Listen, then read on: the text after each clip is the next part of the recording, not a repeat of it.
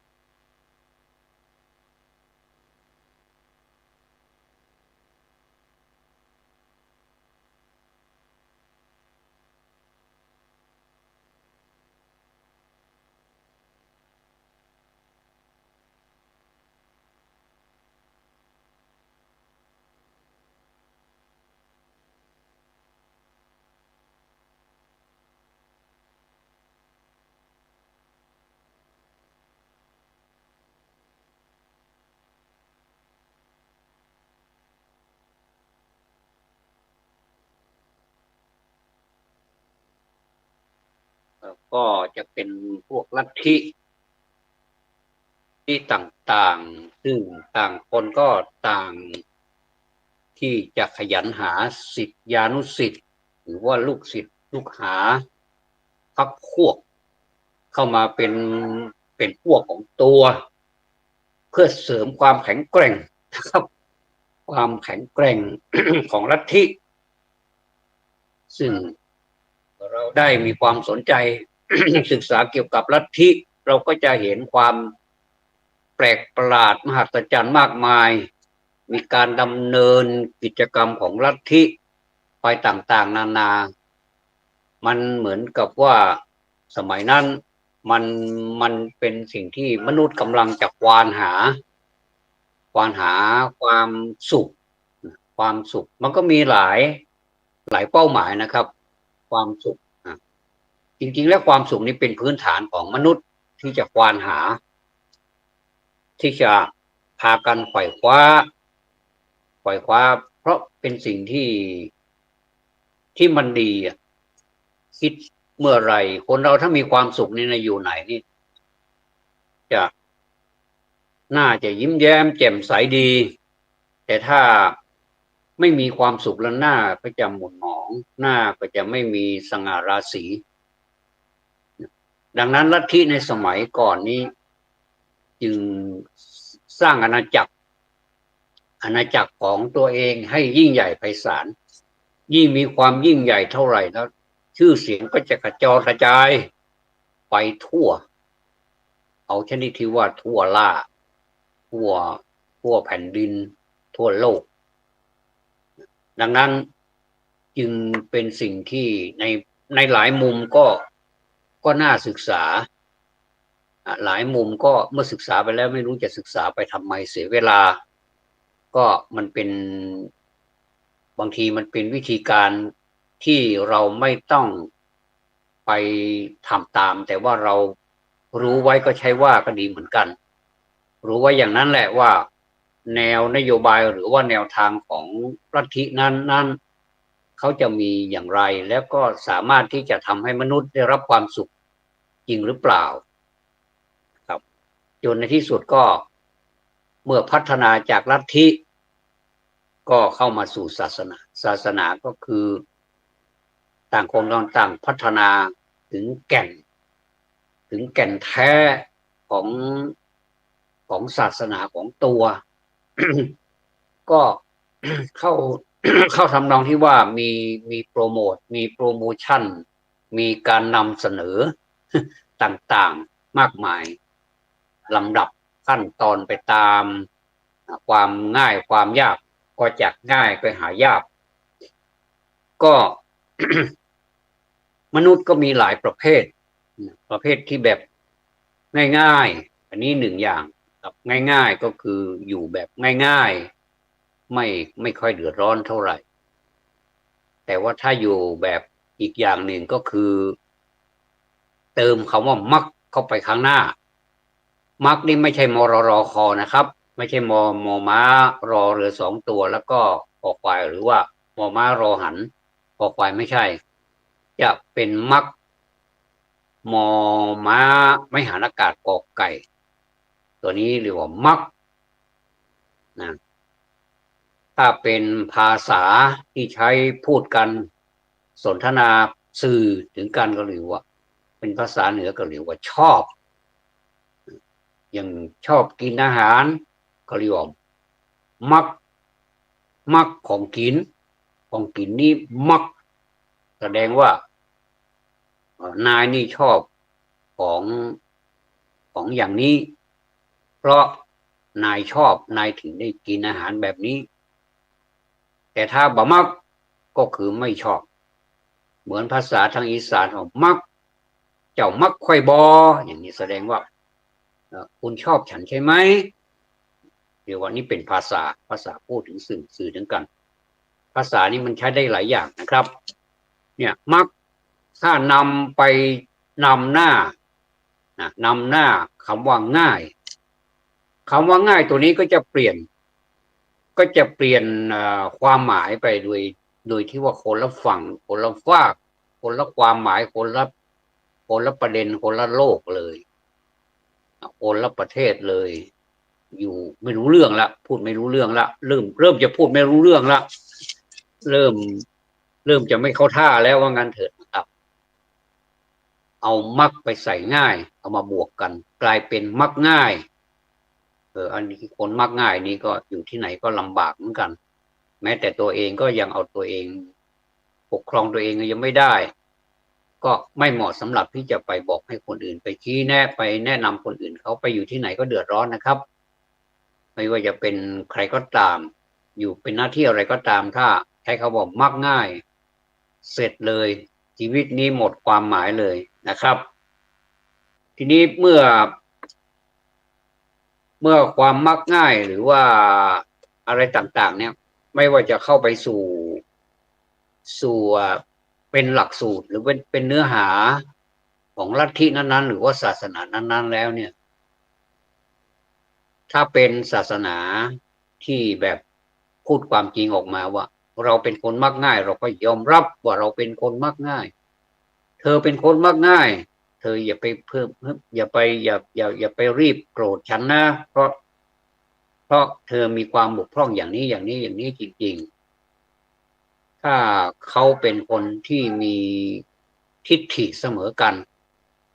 หรือว่ามีความประพฤติที่เสมอกันเนี่ยเขาจะชื่นชมเขาจะมีความสุขแล้วก็มีความยินดีที่จะปฏิบัติตามในสิ่งที่เขาบกพร่องเพราะถือว่าคนเรานั้นมันจะดีไปหมดนี่มันก็ไม่ค่อยมีในโลกนี้นะครับหรือว่าไม่มีเลยมันก็มีด่างพร้อยมีจุดที่บกพร่องบ้างมากบ้างน้อยบ้างกันทุกคนนะครับอย่าไปเอาเป็นเอาตายจนถึงขนาดที่ว่าจะต้องทำลายล้างผลาญเหยียบย่ำโจมธรณีอย่างนี้มันก็ไม่ถูกต้องพระพุทธเจ้าท่านสอนนะครับท่านทรงสอนให้พวกเรามีความรักเป็นเบื้องต้นก็คือเมตตามีความสงสารก็คือกรุณามีความยินดีในเมื่อเห็นคนอื่นเขาได้ดิบได้ดีในโลกนี้มันก็หนีไม่พ้นเรื่องของยศถาบรรดาศักดิ์ลาภยศสรรเสริญพวกนี้ในเมื่อใครได้ลิ้มได้ชิมลองดูแล้วรสชาติมันอร่อยในเมื่อมันอร่อยคนก็ชอบมักคนก็ชอบนะครับมันเป็นเรื่องของธรรมชาติเป็นเรื่องของธรรมดาแต่ว่ามนุษย์ท่านก็สอนต่อไปว่าเมื่อตัวได้รับความสุขแล้วเนี่ยจะทำอย่างไรจะเผื่อแผ่ความสุขนี้ไปให้คนอื่นเขาบ้างถึงมันจะไม่มากมายอะไรแต่มันก็แสดงสปิริตความเป็นมนุษย์ออกมาทำให้เกิดความสว่างไสวในสังคมทำให้สังคมใสสะอาดสะอ้าน ไม่ค่อยสกปรกอย่าไปทำอะไรที่มันตรงกันข้ามกับความใสสะอาดสะอ้านพอเห็นคนอื่นสะอาดสะอ้านก็ไปว่าให้เขาบอกว่าเป็นคนเรื่องมากจุกจิกน่ารำคาญอย่างนี้นะถ้าอย่างนี้เราก็หนีไปอยู่ดาวอังคารเลยดีกว่าให้มันรู้แล้วรู้รอดไปเลยก็จะได้ไม่มีใครสร้างความรำคาญให้มันไม่ดีนะครับคนเราเนี่ยพอพอเรามีการมีจิตสร้างสรรค์อะไรนี่คนสังคมส่วนหนึ่งจะไม่ชอบเข้าไปขวางทุกสิ่งทุกอย่างไม่ว่าจะเป็นจริงไม่จริงบ้างมีนิดเดียวแต่ว่าไปขยายใหญ่โตมโหฬารทำให้บานปลายไปแล้วก็ในที่สุดมันก็สมปรารถนาที่เขาทำจริงๆบางทีปากคนนี่นะครับทำให้คนเชื่อเมื่อเชื่อแล้วก็ปฏิบัติตามก็ความเดือดร้อนก็ตามมาทีนี้ผมจะมาพูดถึงข้อ12นะครับเมื่อวานนี้พูดไปถึงข้อ11นะครับพูดถึงศาสนาพุทธที่มีคำสอนทั้ง20อย่างนะครับซึ่งฝรั่งท่านนี้ท่านบอกว่าไม่สามารถพบจากศาสนาอื่นได้อันนี้เขาพูดนะที่เขาเขียนมานี่นะผมก็เล่นขออนุญาตนำมาขยายใจความเหมือนกับพระแต่งกระทู้เลยนะเหมือนกับนักธรรมแต่งกระทู้เลยแต่งกระทู้ทำณบัดนี้ไม่ว่าจะเป็นธรรมศึกษาก็ตามก็จะขึ้นคำว่าณบัดนี้เก็บได้อธิบายขยายใจความผมก็จะขยายใจความเหมือนกระทู้ทำข้อ12ท่านบอกว่าพระพุทธศาสนาเน้นให้แผ่เมตตาแผ่เมตตากรุณาผมเพิ่งพูดไปเมื่อกี้นี่เองว่าเมตตากรุณานะเมตตาแผ่เมตตากรุณาเนี่ยไปยังสรรพสัตว์ทุกภพภูมิสอนให้ละจากการประพฤติชั่วทั้งปวงคืออกุศลกรรมบท10และให้ประพฤติปฏิบัติแต่กุศลกรรมบท10กุศลกรรมบท10ซึ่งจะกล่าวถึงเรื่องของคุณงามความดีกล่าวถึงอะไรกล่าวถึงการพูดจาดีกายดีแล้วก็พูดจานี้ก็เกิดจากกายก็ออกมาทางปากมันก็อยู่บนใบหน้าของทุกคนนั่นแหละแล้วก็เปล่งเสียงออกมาจากลำคอออกมาสู่เป็นการพูดถ้าพูดดีก็ถือว่าสร้างสรรค์สังคมพูดดีก็มีหลายประเภทนะครับบางทีพูดดีก็ปั้นคำมันเพื่อให้ดูดีเพื่อให้เกิดความเป็นเสน่ห์แก่ตัวเองอันนี้ก็ไม่ว่ากันละมันก็มีคนเราก็พูดได้หลายแง่หลายมุมหลายอย่างหลายประการด้วยกันนะครับว่าบางทีคำเดียวกันแต่คนพูดไม่เหมือนกันคนพูดก็พูดไปคนละอย่างนะกุศลกรรมบท10นั่นมันมีอะไรบ้างมันจะตรงกันข้ามกับอกุศลกรรมบทนะครับก็จะจัดเป็นกายกรรม3ก็คือมี1เว้นจากทำชีวิตสัตว์ให้ตกล่วงไปก็คือให้ตายไปหรือว่าให้เจ็บปางตายไปอย่างนี้นะครับหรือว่าเราเว้นจากสิ่งเหล่านี้ข้อ2คือเว้นจากการหยิบเอาของเข้ามาใช้บางทีก็ต่อหน้าต่อตาบางทีก็เห็นเราเผลอก็แวบเอาไปแล้วไปเป็นของตัวเองนี่ไม่ดีก็เรียกว่าเป็นอาการของขโมยแล้วก็ข้อที่3ก็เว้นจากการประพฤติผิดในกามแล้วก็มีจัดเป็นวจีกรรมอีก4อย่างอันเป็นข้อที่4ก็คือมุสาวาทาเวรมณีก็เว้นจากการพูดไม่จริงพูดปดพูดใส่ร้ายใส่ความ เขาถนัดนักพวกที่ใส่ร้ายคนอื่นนี่ถนัดนักแม้แต่ตัวเองจะถูกฟ้องกลับหรือว่าเอากลับบ้างก็รู้สึกว่ามีความกระวนกระวายอยู่เหมือนกันทั้งที่แบบว่าปากก็ว่านะครับแต่ว่าปากว่าขาสั่นรู้สึกก็กลัวเหมือนกันไม่มีมนุษย์ไหนนะครับที่ไม่กลัวมีแต่ว่าด้วยความที่ตัวเองนั้นมีก็เรียกว่าแบ็กอัพหรืออะไรก็ไม่รู้คนสนับสนุนหรือเปล่าหรือว่าเกิดมาแล้วเป็นคนอย่างนี้โดยเฉพาะก็ไม่ทราบได้เหมือนกันก็แล้วแต่แล้วก็ไม่ต้องทราบด้วยเสียเวลาแล้วข้อห้าคือปิสุนาปิสุนายะนะครับวาจายะเวรมณีก็คือเว้นจากการพูดส่อเสียดแล้วก็ข้อหกพรุสายะวาจายะเว้นจากพูดคำหยาบแล้วก็เจ็ดสัมผัสปลาปาเว้นจากพูดเพ้อเจ้อคือเวรมณีนี่เว้นผมไม่พูดแล้วนะเป็นอันเข้าใจกันนะครับเวรมณีแปลว่าเว้นแล้วก็กุศลกรรมบทสิบจัดเป็นมโนกรรมสามอย่างคือไม่โลภอยากได้ของเขาไม่โลภอยากได้ของเขามันเป็นมโนครับเป็นความคิดไม่คิดอยากจะได้ของคนอื่นเขาก็ใช้วิธีวางแผนอะไรต่างๆนะครับแล้วก็ไม่พยาบาทปองร้ายเขาในเมื่อคิดอยากได้ของเขานี่มักจะไปต้องไปจัดการเจ้าของมันก่อนถึงจะได้ของมาอย่างเนี้ยเขาเรียกว่าปล้นสะดมยังไม่พอฆ่าเจ้าของเขาอีกแล้วเอาของเขาไปอย่างนี้ก็เรียกว่าพยาบาทปองร้ายนะครับแล้วก็สัมมาทิฏฐิเห็นชอบตามกลองธรรมอย่างมรรคแปดนี่มีสัมมาทิฏฐินี้ข้อเดียวนี่คุมทั้งหมดเลยนะคุมทั้งหมดเลยสัมมาทิฏฐิสัมมาวาจาสัมมาสติสัมมาสมาธิอะไรคุมหมดเลยนะครับถ้ามีสัมมาทิฏฐิเสียอย่างแล้วนะครับไม่ใช่สัมมาทิฏฐิตัวเองเข้าใจนะครับว่าอันเนี้ยเป็นความชอบของตัวเองแล้วก็เห็นตามนี้โอเคจบคนอื่นจะมาแย้งไม่ได้อย่างนี้มันก็ไม่ถูกมันต้องชอบทำจริงๆนะครับเนี่ยกุศลกรรมบทสิบอย่างนี้เป็นทางบุญดำเนินกุศลกรรมบทตรงกันข้ามกับอกุศลกรรมบทอย่างที่ว่าไว้นะครับผู้ประพฤติปฏิบัติย่อมประสบความเจริญและไปสู่สุคติสุขแปลว่าดีงามง่ายคติแปลว่าทิพย์ไปก็คือไปดีไปงามไปง่าย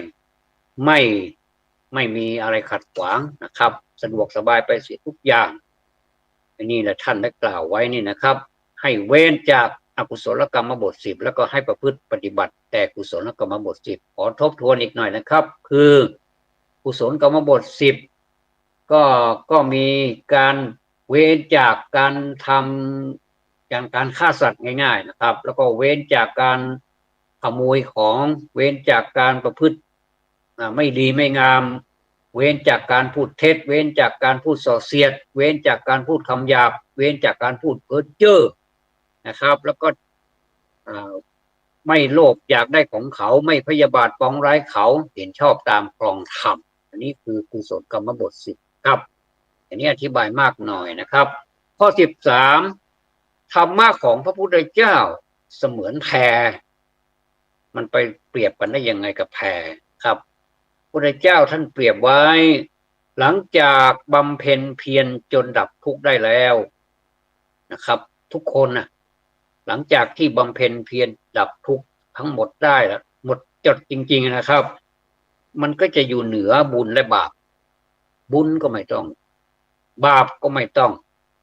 ไม่สนอะไรทั้งนั้นธรรมะทั้งปวงจะต้องไม่ยึดมั่นถือมั่นคือเรียกว่าเป็นอนัตตาเป็นอนัตตาเป็นของที่ไม่ใช่ตัวไม่ใช่ตนนี่คือธรรมะของพระพุทธเจ้าเสมือนแพนะครับเปรียบเหมือนแพข้อ14ไม่มีสงครามศักดิ์สิทธิ์นะในในการในในทัศนะของพระพุทธศาสนาเนี่ยการฆ่าสัตว์ตัดชีวิตการเบียดเบียนผู้อื่นด้วยเจตนาผู้กระทำจะต้องรับกรรมทั้งสิ้นไม่มียกเว้นนะครับ จนกว่าจะหลุดพ้นจากวัฏสงสารการฆ่า ในนามของศาสดาเนี่ยยิ่งกระทำไม่ได้นะครับยิ่งไม่มีเลยในพระพุทธศาสนานี้ไม่ใช่ว่าในนามของพระพุทธเจ้าขอฆ่าสัตว์ตัดชีวิตขอประพฤติอย่างนี้อย่างนี้ไม่มีแต่ถ้าจะประพฤติดีประพฤติชอบด้วยสุจริตจริงๆกายสุจริตวจีสุจริตมโนสุจริตอันนี้ไม่ห้ามอันนี้สนับสนุนแต่ถ้าตรงกันข้ามห้ามไม่มีในพุทธศาสนานะครับ ท่านเขียนไว้อย่างนี้จริงๆข้อ15พระพุทธเจ้าสอนว่า ขออภัยครับเมื่อวานฝนตกมีเสียงบ่อยๆพระพุทธเจ้าสอนว่ากำเนิดสังสารวัฏเนี่ย ไม่มีเบื้องต้นและสิ้นสุดถ้าหากสัตว์ยังดำเนินชีวิตไปตามอำนาจกิเลสนะครับอำนาจกิเลสที่มีอวิชชาเป็นเครื่องกั้นมีตัณหาเป็นเครื่องผูกย่อมต้องเวียนว่ายตายเวียนเกิดเวียนว่ายกันต่อไปนะครับอันนี้จริงๆแล้วเรื่องสังสารวัฏนี่เป็นเรื่องยาวนานเป็นเรื่องที่น่ากลัวในทัศนะของพุทธศาสนาเป็นเรื่องที่น่ากลัวแล้วเราอยู่ได้เพราะอำนาจอะไรก็ว่าเป็นอำนาจของกิเลสที่มีอวิชชาเป็นเครื่องกั้นนี่มันเป็นเครื่องกั้นที่เป็น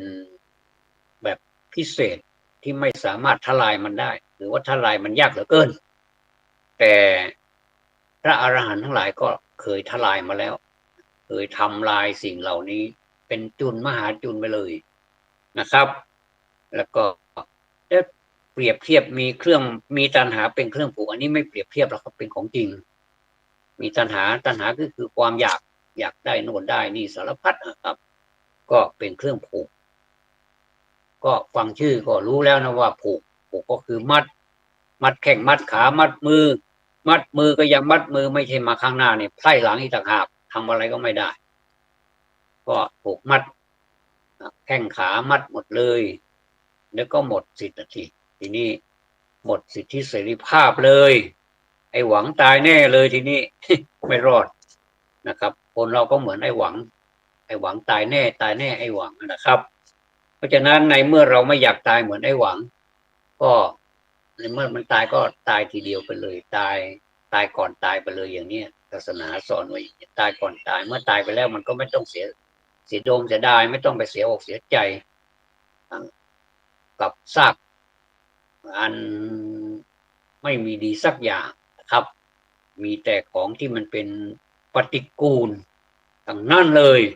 อันนี้พูดในแง่ของหลักศาสนานะครับข้อ16พระพุทธเจ้าทรงเป็นพระสัพพัญญูนี้ก็คือเป็นผู้รู้ความจริง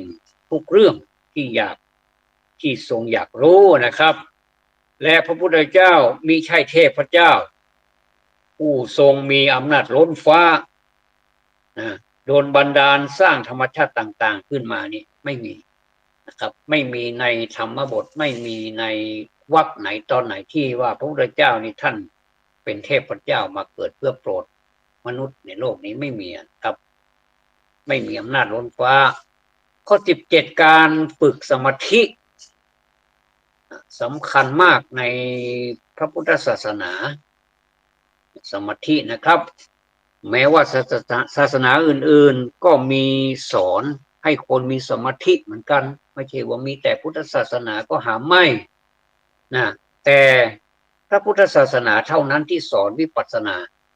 ตรงนี้ต่างหากที่แตกต่างนะครับวิปัสสนานี่เป็นปัจจัยสำคัญที่ทำให้รู้แจ้งวิก็แปลว่ารู้แจ้งอยู่แล้วนะครับให้เห็นแจ้งวิปัสสนาว่ารู้แจ้งเห็นแจ้งด้วยปัญญานั่นแหละคือต่างนะครับวิเศษแจ้งต่างก็คือรู้แจ้งรู้วิเศษรู้ต่างไปจากการรู้ต่างๆที่เป็นความรู้ในโลกนี้นะครับวิปัสสนานี่นะครับรู้แจ้งว่าทุกสรรพสิ่งมีเมื่อมีเกิดก็ย่อมมีการดับด้วยเนี่ยครับรู้แจ้งอย่างนี้นี่เองเรียกว่าวิปัสสนา นะครับคนเขียนที่เขียนเก่งจริงๆนะเขียนเก่งจริงๆแล้วก็ไม่ระบุชื่อด้วยนะครับเขียนมาทั้งตั้ง20 ข้อนี่ก็แสดงว่าโอ้เก่งกว่าชาวพุทธบางคนด้วยซ้ำนะครับอันนี้ต้องคารวะละ18หลักคำสอนเรื่องสุญญตาหรือนิพพานเป็นเอกเอกลักษณ์เป็นเอกลักษณ์เฉพาะนะครับในพระพุทธศาสนาถือเป็นคำสอนระดับสูงของพระพุทธศาสนาด้วยเพราะสรรพสิ่งทั้งหลายทั่วโลกธาตุเนี่ยไม่มีสิ่งใดเที่ยงแท้ถาวรมันก็ต้องมีเกิดขึ้นตั้งอยู่ดับไปมีแต่ปัจจัยดินน้ำไฟลมประกอบกันสรรพสิ่งในโลกจึงตกอยู่ตามภาวะในภาวะของมันนะครับเป็นภาวะอนิจจังทุกขังอนัตตาที่เราชอบพูดกันนักหนาเป็นสิ่ง3 สิ่งนี้เหมือนกันหมดเลยพระพุทธศาสนาจึงไม่สุดโต่งนะครับไปตามแนวศาสนาประเภทเทวนิยมหรือแนววัตถุนิยมที่มีอวิชชาเป็นเครื่องกั้นมีตัณหาเป็นเครื่องผูกอย่างที่ว่าแล้วที่ต้องเวียนเกิดเวียนตายจนกว่าจะบรรลุธรรมจึงจะดับเย็นเข้าสู่นิพพานอันนี้ข้อ18นี่ยาวเลยทีเดียวนะครับข้อ19วัฏจักรหรือสังสารวัฏเป็นคำสอนในพระพุทธศาสนานะครับตราบใดที่สรรพสัตว์ยังไม่หลุดพ้นจากกิเลสก็จะเวียนว่ายตายเกิดไปตามภพภูมิต่างๆมากมายเหลือเกินตามแรงเหวี่ยงของกรรมไม่สิ้นสุดจนกว่าจะบรรลุธรรมอันนี้ก็ยาวนานเหลือเกินนะครับทรมานไหมล่ะทรมานนะยอมรับแต่ก็อยากจะเป็นมาเกิดมาตายเหมือนเดิมเมื่อไหร่จะรู้จักเข็ดหลาบสักทีนะมันก็ยากนะครับแต่ว่าเราก็ทำกันไปเพียรพยายามกันไปนะจนกว่าเราจะบรรลุธรรมดังนั้นทุกสรรพสัตว์จึงต้องช่วยตนเองนะครับเพื่อพัฒนาไตรสิกขาให้พ้นจากโลภะโทสะและก็โมหะหรืออวิชชาแหมคุณลุงอวิชชานี่แหมแน่จริงๆเลยนะสามารถควบคุมสัตว์ให้อยู่ในอุ้งมือได้อย่างสบายๆยกเว้นพระอริยเจ้าทั้งหลายนี่คุณลุงไม่สามารถที่จะไปแอมท่านเหล่านั้นได้แล้วท่านพ้นจากมือคุณลุงไปแล้วนะแต่ตอนนี้คุณลุงก็ยังมีสัตว์อยู่ในอุ้งมือเป็นจำนวนมากอุ้งมือคุณลุงนี่ใหญ่เหลือเกินสามารถบรรจุสัตว์ไปอยู่ในอุ้งมือนี่ไม่รู้กี่ล้านมนุษย์ในโลกนี้มีหลายพันล้านคุณลุงอวิชชานี่ก็ถือก็สามารถเอาอุ้งมือใหญ่ๆนี้เข้าไปอุ้มสัตว์เหล่านั้นไว้ในอุ้งมือหมดเลยแน่มากเลยแสดงว่านายแน่มากเนี่ยเพื่อพัฒนาไตรสิกขาไตรสิกขาก็มีศีลสมาธิปัญญานี่นะครับให้พ้นจากความโลภความโกรธและก็ความหลงหรืออวิชชาความไม่รู้เพื่อการหลุดพ้นจากสังสารวัฏให้ได้อันนี้ถ้าเอากันจริงๆแล้วมันก็อยู่ประมาณนี้นะครับเพื่อกำจัดเราจะมีอะไรไปกำจัดพวกโลภความโลภความโกรธความหลงนะหรืออวิชชานี้ได้ก็ต้องมีการพัฒนาไตรสิกขาไตรแปลว่า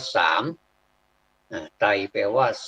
3สิกขาแปลว่าการศึกษาหรือว่าการเรียนรู้ต่างๆเรียกว่าการเรียนรู้3อย่างก็คือการเรียนรู้ในศีลในสมาธิในปัญญาให้กล้าแกร่งแข็งแรงถึงจะเป็นอาวุธที่คมกริบคือสุดยอดของอาวุธ เข้าไปประหารยิ่งกว่าเหล็กน้ำพีอีกนะครับอะไรมาตัดอะไรมาต้องก็ไม่ไม่บกพร่องไม่ทู่คมอยู่ตลอดเรียกว่าคมแสนคม20อันนี้เป็นข้อสุดท้ายของข้อคิดข้อเห็นของฝรั่งท่านนั้นนะครับข้อ20ศาสนาพุทธศาสนาพุทธสอนให้ละอะไรละความเพียรหรือละสติละสัมปชัญญะปล่อยละวางบทอย่างนั้นหรือไม่ใช่นะครับท่านสอนให้ละอัตตาอัตตาก็แปลว่าตนอย่างอัตตาหิอัตโนนาโถอย่างนี้ตนแลเนี่ยอัตตาหินี่แปลว่าแลอัตตาก็แปลว่าตนถ้าแปลเป็นภาษาบาลีเต็มๆว่าอัตตาหิอัตโนนาโถตนแลเป็นที่พึ่งของตนหรือว่าแห่งตนนะแห่งของเมื่ออยู่ในจติวิภัตติครับก็เป็นมันไม่ใช่มันไม่ใช่เป็นการสร้างอัตตาว่าเป็นตัวของเราอัตตาของเราเนี่ยว่าไม่ใช่สร้างอัตตาว่าเป็นตัวเป็นตนของเราให้รู้ว่ามันเป็นอนัตตาไม่ใช่ตัวไม่ใช่ตนของเรามันเป็นทุกข์แต่การฝึกเจริญสติจนเห็นตามเป็นจริงเนี่ยนะครับไม่มีสิ่งใดถาวรไม่มีนะเกิดแล้วต้องดับไปเป็นธรรมดาอันนี้เมื่อวานนี้เราก็ได้รับทราบข่าวจากผู้ว่าราชการอดีตเขาเรียกกันว่าง่ายๆก็เรียกว่าผู้ว่าหมูป่าปัจจุบันท่านก็เป็นผู้ว่า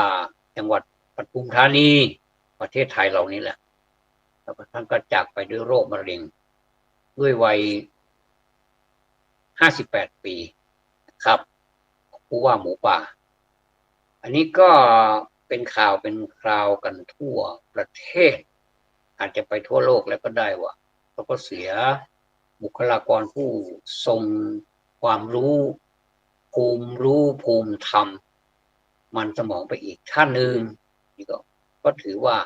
เป็นการดับไปเป็นธรรมดาเพราะว่าผู้ว่าก็เกิดมาในเมื่อเกิดมาแล้วผู้ว่าก็ต้องดับไปเราก็เหมือนกันเอาทุกคนทุกตัวตนนี่แหละ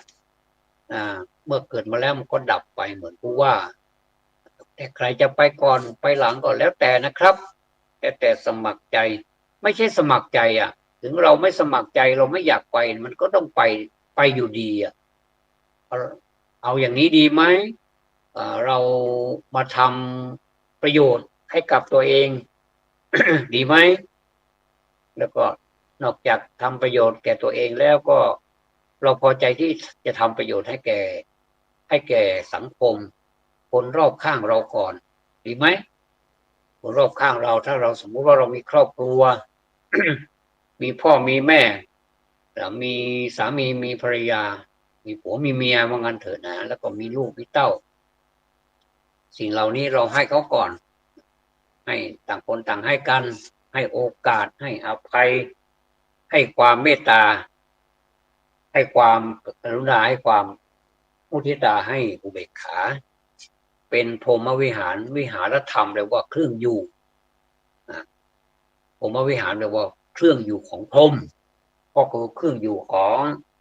คนที่มีเมตตากรุณามุทิตาอุเบกขาเนี่ยเป็นที่อยู่เครื่องอยู่ของพรหมเนี่ยนะ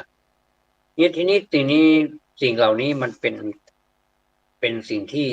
มันมาแล้วมันก็กลับไปตาม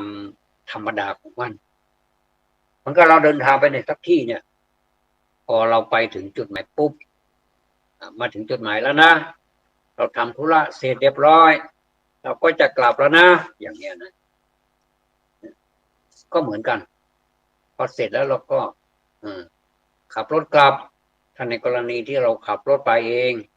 จะแวะที่ไหนก็ได้อย่างเงี้ยนะเที่ยวไปด้วยเพลิดเพลินไปด้วยจะกินจะดื่มอะไรจะดื่มกาแฟหรือว่าจะเข้าไปล้างหน้าล้างตาเพื่อให้มัน สดชื่นแล้วก็ขับรถต่อไปจนถึงเป้าหมายที่เราจะไปพอไปทำธุระเราเสร็จมาได้สมใจแล้วนะอย่างเราไปนั่งดูพระอาทิตย์ตกน้ำที่ภูเก็ตแหลมพรหมเทพเหมือนกับพระอาทิตย์อยู่ไม่กี่วาไม่กี่เนี่ยมันอยู่ใกล้ๆเราเหลือเกินนะครับแหลมพรหมเทพนี่มันดิ่งลงไปโหเสียวมากเลยถ้าโลนลงไปนี่ผมว่ามันไม่ไหวแล้วนะมันต้องตายสถานเดียวนะครับมันสูงมันชันมากเลยเนี่ยเวลาพระอาทิตย์ตกน้ำเนี่ยหรือว่าตะวันตกดินเนี่ยหรือว่าพระอาทิตย์ตกน้ำเนี่ยมันจะเห็นมันกับมันอยู่ใกล้เรามากเนี่ยนะแดงฉานไปเลยนะครับเต็มพื้นน้ำเลยอย่างนี้เลยว่าเราจะไปดูนั่นใช่ไหมเราจะไปแหลมพรหมเทพใช่ไหมเดี๋ยวนี้กำลังขับรถไปก็ยังไปถึงแค่ลำปางอยู่นี่แสดงว่าก็ยังไม่แก่พอไปถึงที่นู่นแล้วไปถึงที่นู่นแล้วก็โอ้เหนื่อยมากเลยขับรถมาตั้งไกลเนี่ยเหมือนกับคนเราอายุยืนอายุยาวๆเนี่ยอายุมากแล้วนี่ชราเนี่ยเหมือนกับว่าเราขับรถแล้วก็เพลียมากแล้วก็เดินทางไปถึงที่นู่นแล้วเราก็ไม่อยากจะทำอะไรก็แผ่นอนสถานเดียวไปถึงใหม่ๆก็นอนก่อนพักผ่อนก่อนแล้วก็พรุ่งนี้เช้าเราค่อยไปเที่ยวโน่นเที่ยวนี่ดีไหมตามแผนที่เราวางไว้ก็ไปสนุกสนานกินดื่มอะไรตามสบายอันนี้ก็เปรียบไปก็เหมือนกับคนที่เกิดมาในโลกนี้แล้วทำตามสบายตัวชอบอะไรก็ทำไปชอบกินอะไรชอบอยู่อย่างไรชอบเที่ยวชอบที่สารพัดชอบก็ทำไปก็ผลที่สุดความชอบเหล่านั้นก็มาลายหายไปมันก็ไม่มีตัวไม่มีตนที่จะมาให้ชอบอีกแล้วเพราะว่ามันไปแล้วไปที่ไหนก็ไม่รู้มาจากไหนก็ยังไม่รู้เลยจนถึงบัดนี้เราก็ยังไม่รู้เลยว่าเรามาจากไหนแล้วเราอยู่นี่เราก็พอรู้ว่าเราอยู่ทำอะไรเนี่ยตรงนี้แหละสำคัญที่สุดเลยในอดีตที่ผ่านมา ก็ยังสำคัญไม่เท่าในปัจจุบันที่กำลังทำยิ่งในอนาคตยิ่งแล้วใหญ่เลยไม่รู้เรื่องอะไรเลยนะครับไม่รู้ว่าจะไปไหนไม่รู้จะไปไหนดีเนี่ยเก็บเสื้อผ้ายัดใส่กระเป๋าลาแล้วนะบ้านเก่าไม่รู้จะไปไหนดีเนี่ยมันเพลงเนี่ยนะลาบ้านเก่าแล้วไม่รู้จะไปไหนดีเสื้อผ้ายัดใส่กระเป๋าเลยอันนี้พอตายไปนี่เสื้อผ้ายังไม่ได้ยัดเลยคนอื่นเขายัดให้เราไม่มีโอกาสที่จะมายัดให้ละจะพับหรือเปล่าก็ไม่รู้บางคนก็ยัดไปอย่างนั้นทั้งยู่ยี่ทั้งไม่ดูไม่สวยไม่งามอ่ะมันไม่ใช่ยัดใส่กระเป๋าแล้วมันยัดใส่กล่องแล้วก็เอากระดาษสีดำมาปิดบางทีก็ผูกริบบิ้นสวยงามไหนได้อันนั้นมันเป็นของผีแล้วไม่ใช่ของคนแล้วพอไปถึงป่าช้าไอ้ที่เผาก็เผาไอ้ที่แจกจ่ายโคนไปก็เขาก็จะตามสบายไม่มีใครเป็นห่วงไม่มีใครห่วงอีกแล้วก็ไปคนเดียวก็มาคนเดียวขามาก็มาคนเดียวขากลับก็ยิ่งเปล่าเปลี่ยวก็ไปคนเดียวแม้จะอยู่ในหมู่ของผู้คนมากมายทั้งมีหน้ามีตามียศถาบรรดาศักดิ์เป็นเพื่อนเป็นฝูงคนที่รักกันชอบกันเกลียดกันอะไรสารพัดก็ไปอยู่ในงานนั้นนะก็เสร็จแล้วมันก็ส่งเราไปส่งผู้ตายใครตายก็ส่งเขาไปทำพิธีกันที่ป่าช้านู่นเสร็จพิธีเรียบร้อยแล้วก็เผาและคนเหล่านั้นก็ไม่ได้ตามเข้าไปถูกเผาด้วยเขาก็พากันกลับก็แค่นั้นเองไม่นานนักหรือว่านานก็ไม่รู้ล่ะถึงจะนานยังไงมันก็ไม่พ้นอยู่ดีนะครับก็ตายก็จะถูกทำเยี่ยงกับคนที่ทำเข้าไปเหมือนกันหมดเลยนะครับจะดีจะชั่วจะยากจะจนจะมั่งจะมีอะไรก็ตามก็เหมือนกันหมดเลยไปจบกันอยู่ตรงนั้นนะเนี่ยเขาท่านไม่ให้ถืออัตตาไม่ให้ถือเพราะว่าเราเกิดมาแล้วก็ต้องดับไปเป็นธรรมดาไม่อาจยึดมั่นเป็นตัวเป็นตนแม้ร่างกายหรือจิตใจลดละอัตราตัวตนลงตอนนี้เราก็มาถึงระดับของการลดละก่อนก็ได้ไม่ถึงกับไปตัดขาดไปเลยผมไม่มีตัวไม่มีตน บำเพ็ญทุกขกิริยาอันเป็นกิริยาที่ทำได้ยากเลยมันไม่มีใครทำนะครับ ก็ลดดอกมันลงไปให้มันน้อยลงไปไม่ให้มันมากจนน่าเกลียดเดี๋ยวนี้คนเรานี่เห็นแก่ตัวแก่ตนนี่จนแสดงออกมาให้เห็นกันเลยนะครับไม่มีอะไรที่คนจะไม่เห็นกันยิ่งเป็นสมัยนี้แล้วโอ้โหปอกเปลือกให้เห็นข้างในเลยนะครับนี่ลดละอัตราตัวตนลงจนละได้หมดมันก็อยู่ที่ความเพียรของเราที่จะละได้หมดหรือไม่หมดนั่นก็ความสำเร็จก็ไม่เท่ากันนะครับการไปถึงจุดหมายก็ไม่เหมือนกัน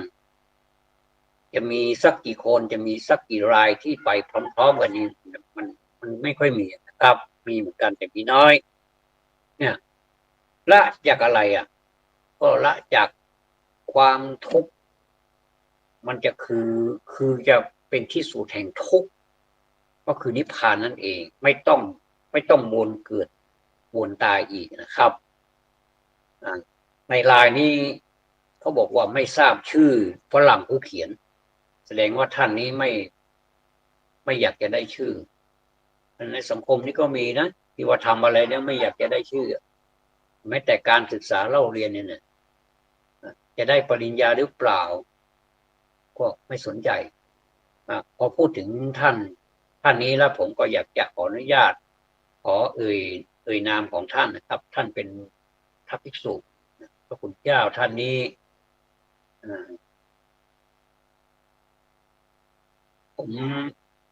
ผมทายให้ท่านให้ท่านดีกว่านะครับว่าท่านชื่ออะไรนี้ท่านไปหาดูเอาเองนะครับแล้วก็เราก็เป็นคำปริศนาก็แล้วกันครับว่าท่านบอกว่าท่านไม่ได้เรียนอะไรเลยแล้วถ้ามีคนมาถามท่านก็บอกว่าอาตมาก็ไม่รู้ว่าอาตมาจบอะไรแต่ว่าท่านเป็นผู้ที่มีความรู้เหลือเกินมีประสบการณ์สูงจนอันนี้ผมสรุปนิดๆนะครับท่านเล่าถึงชีวิตของท่านนี่ท่านก็เคยติดคุกมาแล้วด้วยติดคุกมาแล้วก็ท่านก็ได้ทำการอยู่ในต่างประเทศคงจะติดคุกเพราะเหตุนี้กระมังนะครับเมื่ออยู่ต่างประเทศแล้วเมื่อออกมาแล้วนี่ท่านก็ทำงานนี้ท่านบอกว่าลงได้ทำงานชิ้นไหนแล้วท่านจะต้องทำให้สำเร็จและทำดีที่สุดนะท่านเปรียบว่าเวลาที่เรากวาดขยะนะหรือว่าทำนองนี้แหละที่ท่านพูดเวลาที่จะกวาดขยะทำความสะอาดเนี่ยก็ต้องกวาดให้หมดแม้แต่ใบไม้ก็ไม่ให้เหลือสักใบให้เป็นการกวาดที่หมดจริงๆท่านเป็นคนที่จริงทำจริงนะครับ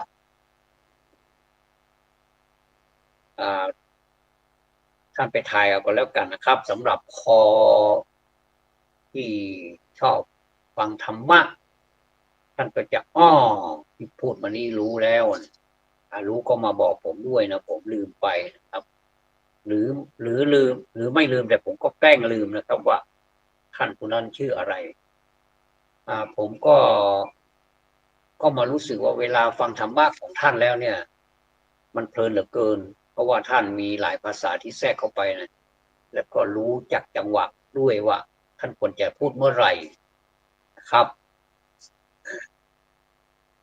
ผมใบ้ให้ก็ได้นะครับว่าจะมีตัวพอสำเภาอยู่ตัวหนึ่งนะครับอันนี้แหละท่านก็เป็นคนที่แบบว่ามาหลังสุดนี่มันจะมีคนขึ้นเงินเดือนให้เรื่อยๆล่ะแล้วยังไม่พอก็ให้ตังค์มาอีกให้ตังค์มาหลายหมื่นนะให้ไปแต่งงานแล้วท่านก็บอกว่าโอ้ถ้าอย่างนี้ไม่ไหวแล้วก็เหมือนกับเราถูกมัดละสิเนี่ยมัดไส้หลังแล้วไปไหนไม่ได้มัดแข้งมัดขาอย่างที่ว่าตอนต้นนะครับท่านก็เลยไม่เอาละไม่ยอมรับเงื่อนไขไม่แต่งไม่ตื่นก็ออกมาบวชจนถึงวันนี้ท่านบวชมาแต่ท่านบวชตอนมีอายุแล้วท่านบอกว่าท่านได้พรรษา15 พรรษาเองแต่ท่านเก่งมากเลยนะครับ ตอนนั้นท่านพูดนี่ไม่รู้พศอะไรท่านบอกว่าพรรษาของท่าน15ก็เอาไปศึกษาดูก็แล้วกันนะครับว่าลีลาของการพูดการแสดงธรรมะของท่านนี้สุดยอดจริงๆท่านเอาความจริงมาพูดโดยที่ไม่ต้องกลัวใครทั้งสิ้นครับอันนี้ฝรั่งท่านนี้ท่านก็แบบไม่ทราบชื่อซึ่งเข้าใจในหลักของพุทธศาสนาเป็นอย่างดีเนี่ยนะครับแล้วก็ในท้ายของไลน์นี้ก็บอกว่าจึงขอมอบเครดิตให้กับผู้แชร์ข้อความและกุศลจงมีแด่ผู้เขียนและผู้อ่านครับเนี่ยตอนนี้ผมเป็นผู้อ่านผมก็ได้กุศลด้วยผู้เขียนเขาก็ได้กุศลไปก็แบ่งกันไปตามสัดตามส่วนแต่ที่แน่ๆก็คือได้แน่นอนแล้วผู้ฟังล่ะได้ไหมผู้ฟังก็ได้นะครับผู้ฟังก็ได้ฟังในสิ่งที่ไม่เคยฟังสิ่งใดที่เคยฟังแล้วก็ไม่เข้าใจชัดก็จะเข้าใจสิ่งนั้นชัดจิตใจของผู้ฟังนั้นย่อมมีความเบิกบานนะครับพ้นจากอกุศลไปชั่วครู่ชั่วยามก็ยังดีชั่วครู่ชั่วคราวก็ยังดีละได้บางส่วนก็ยังดีกว่าไม่ทำอะไรนะครับผมจะส่งท้ายด้วยบทนะครับบทธรรมะของพระพุทธเจ้า4อย่างนะครับเพราะว่าเป็นห่วงเหลือเกินทีนี้ก่อนที่จะเกิดธรรมะอันนี้นะครับผมเป็นคำถามก่อนนะครับความเกียจคร้านมันมีเสน่ห์ตรงไหนนะครับถามแปลกๆใครจะไปชอบความคนเกียจคร้านแต่ว่าตัวเองเกียจคร้านซะเองทำไมไม่ว่าให้ตัวเองถ้าตนเองว่าตัวเองได้มันก็โอเคไม่ต้องมีคนมาว่าอย่างเนี้ยเพราะฉะนั้นถามว่าความเกียจคร้านมันมีเสน่ห์ตรงไหนทำไมคนถึงได้เคารพนับถือความเกียจคร้านกันมากมายนักหนาเต็มบ้านเต็มเมืองไปหมดยกเว้นคนที่ไม่เกียจคร้านขออภัยอันนี้พูดถึงความเกียจคร้านของคนที่เกียจคร้านยึดถือกันเหลือเกินเนี่ยนะครับก็คงเข้าใจว่าการไม่ทำอะไรก็คือการปล่อยวางเข้าใจแบบนี้กระมังนะครับเป็นสัญชาตญาณการเอาตัวรอดเพราะสิ่งนี้ถ้าไม่ทำแล้วตัวรอดก็สบายใจไม่ต้องไปเดือดร้อนอะไรกับฉันไม่ต้องมาว่าฉันทำเองเมื่อไหร่ก็ได้ถ้าคิดได้ฉันจะทำอย่างนี้นะสัญชาตญาณเอาตัวรอด เรื่องอะไร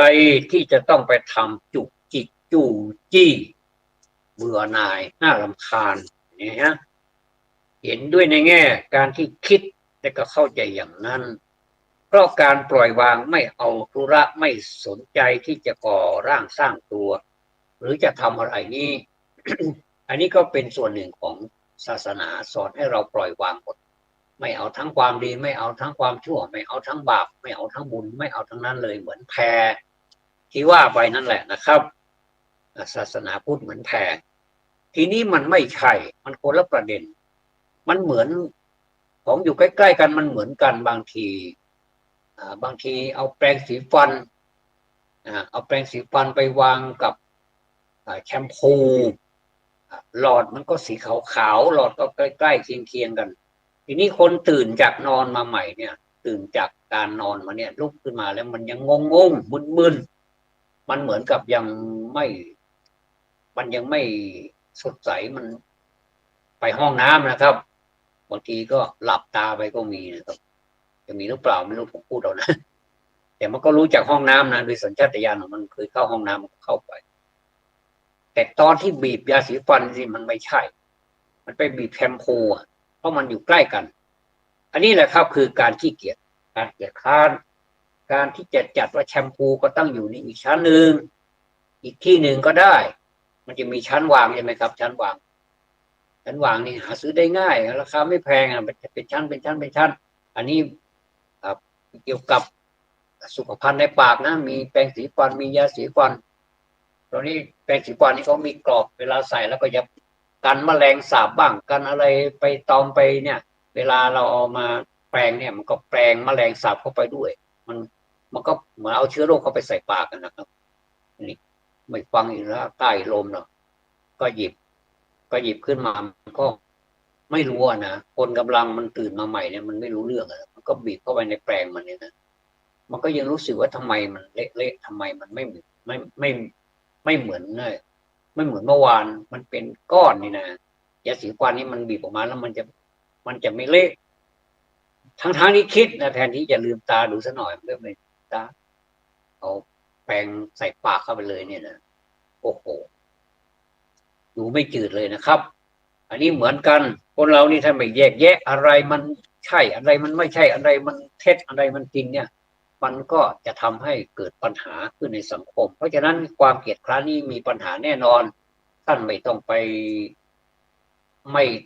ให้ราคาไม่ต้องให้ค่ากับความเกลียดคร้านนี่มันไม่ดีแน่นอนเลยนะครับทีนี้เมื่อตระกูลเนี่ยก็ตระกูลอันมั่งคั่งท่านบอกว่าตระกูลอันมั่งคั่งจะตั้งอยู่ได้นานไม่ได้เพราะเหตุ4ประการถึงจะไม่มั่งคั่งก็ตามเถอะมันก็อยู่ไม่ได้เหมือนกันยิ่งไม่มั่งคั่งยิ่งอยู่ไม่ได้ใหญ่เลยนะครับแต่ทีนี้เขาสะโคบไปที่ตระกูลนั้นมั่งคั่งผลมั่งมีร่ำรวยพอจะมีกินมีอยู่ก็แล้วกันนะครับหนึ่งไม่แสวงหาพัสดุที่หายแล้วก็หมายถึงว่าสิ่งของที่หายไปเนี่ยไม่สนใจละหายแล้วก็ซื้อใหม่เนี่ยไม่หาละบางทีมันก็อยู่แถวนี้แหละเพราะว่าความมักง่ายของตัวเองเอาวางไปเรื่อยอย่างเนี้ยแล้วในที่สุดมันก็หายไม่รู้มีไหนบางทีก็อยู่แถวนั้นแหละแต่ไม่ไม่ขยันอาศัยความเกียจคร้านตัวอย่างให้มันพ้นไปเลยบอกว่าไม่ต้องละไปซื้อใหม่ก็ใช้ตังค์นะครับอันนี้ไม่หาพัสดุหรือว่าหาของที่มันหายไปสองไม่ซ่อมแซมสิ่งของที่มันสุดโทรมมันคล่ำค่าไปแล้วนี่ไม่ซ่อมแซมไม่สนใจละทิ้งไปเลยอย่างนี้นะทั้งนี้มันยังใช้ได้อยู่ข้อสามไม่รู้จักประมาณในการบริโภคสมบัติหมายความว่าทั้งของกินของใช้นี่ไม่ไม่บรรยะบรรยังกินทิ้งกินขว้างคนเมืองเราเรียกว่ากินเกินขว้างเกินกินครึ่งหนึ่งแล้วก็แทนที่มันจะได้อยู่ก็เอาไปทิ้งที่เหลือก็ไปทิ้งไม่สนใจข้อสี่ตั้งสตรีหรือบุรุษหมายถึงว่าตั้งผู้หญิงหรือผู้ชายเนี่ยซึ่งเป็นผู้ที่ไม่มีมีกายมีวาจาไม่เข้าท่าเลยเนี่ยนะให้เป็นพ่อเรือนหรือแม่เรือนเนี่ยนะครับก็คือตั้งตนให้เป็นใหญ่ตั้งเขาให้เป็นใหญ่เนี่ยเป็นคนที่ไม่ดีเลยกายวาจาเนี่ยยิ่งใจสกปรกไม่สวยไม่งามเลยเนี่ยนะครับสี่อย่างนี้แหละครับเป็นสาเหตุของเป็นการที่ตระกูลอันนั้นน่ะเมื่อก่อนมันมั่งคั่งมันร่ำรวยมันมีความสุขใช้เงินใช้ทองสบายๆเนี่ยก็จะพาให้พินาศฉิบหายไปเลยนะครับเพราะฉะนั้นผู้ที่หวังจะดำรงวงตระกูลเนี่ยควรเว้นสถานสี่นี้เสียท่านบอกไว้อย่างนี้นะครับอันนี้ผมไม่ต้องอธิบายอีกแล้วมันมีความหมายอยู่ในตัวของมันแล้วนะครับขอบพระคุณท่านผู้รับฟังทุกท่านขอมอบสิ่งดีๆเหล่านี้ให้กับบรรพชนผู้ล่วงลับไปแล้วและผู้มีอุปการะคุณทั้งหลายมีมารดาบิดาเป็นต้นด้วยก็ขอบพระคุณท่านผู้อำนวยการสถานีเป็นอย่างสูงนะครับขอความสุข